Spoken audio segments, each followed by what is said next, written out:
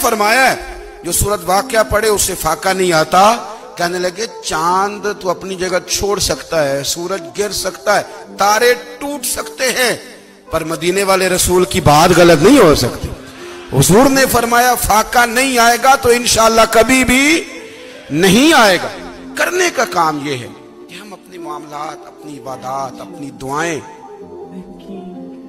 کبھی 10 منٹ عادت ہو جائے نا دعا مانگنے کی, علیحدہ سے رات کو.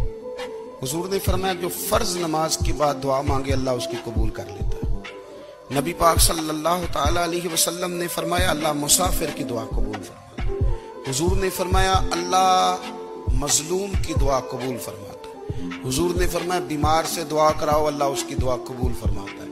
میرے نبی پاک نے فرمایا ماں باپ جب بھی اولاد کے لیے ہاتھ اٹھائیں, ویسے تے بلے شاہ تو آسمانی اڈدیاں ہی پھڑ دیں, جیڑا گھر بیٹھا انہوں پڑھیا ہی نہیں.